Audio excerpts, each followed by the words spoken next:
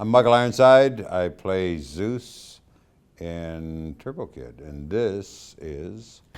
I'm Munro Chambers. I play the Kid, aka Turbo Kid, and that's why we are here in Montreal. Good evening and welcome to the CBC. Tonight we'll be discussing horticulture, followed by an interview with Munro Chambers. First, Munro, how was your experience on Turbo Kid? It was good. It was a really interesting experience with the three directors. It was good. How was it for you?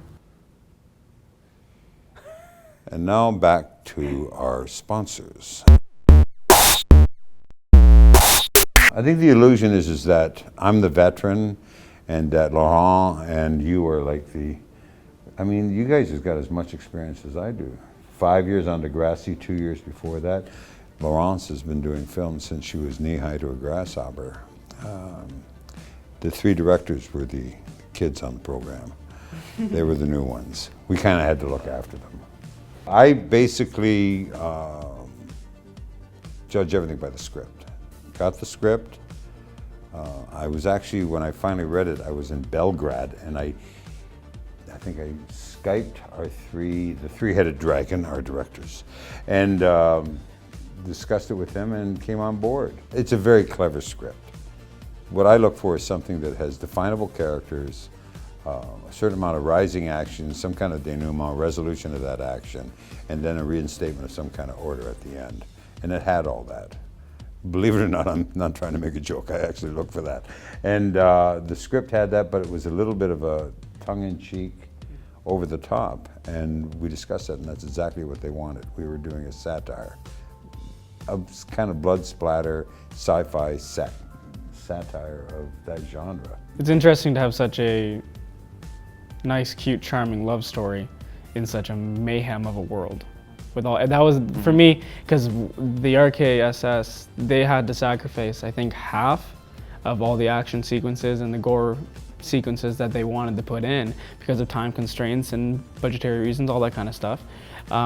So when they sacrificed that, it really allowed that love story and that coming of age story to really shine through and become kind of, it pushed it forward a little bit more, where I think it could have been more masked if it had too much. So it was interesting how, although they had to sacrifice all that, it let that storyline show more, and that's the reason why I joined on. Our three directors have been coming to this festival for years. They've sat in the audience, they've watched, they've wanted, they've wished. Now they're up there. This is their moment. Yeah. I just about swore, but I was going to use the F word. It's terrific. It's fucking great.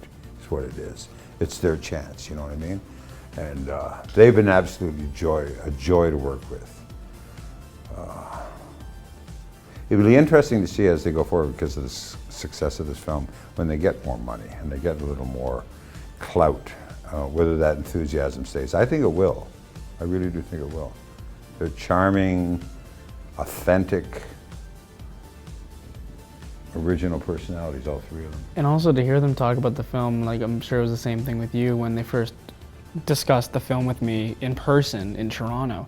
They're like three little kids just so excited to tell you about their new idea, their cool new idea, and they're just so anxious about it. And then when things go on, I remember at Sundance when it was premiered there, they come on stage to talk to everyone about the film a little bit. And Johan's there just cheering, hand in the air, fist mighty. They're authentic human beings. They're not like, this is not some art. On. They're not an artifice. This is not something they've created to sort of like for a press PR moment. They are authentically enthusiastic and grateful and gracious.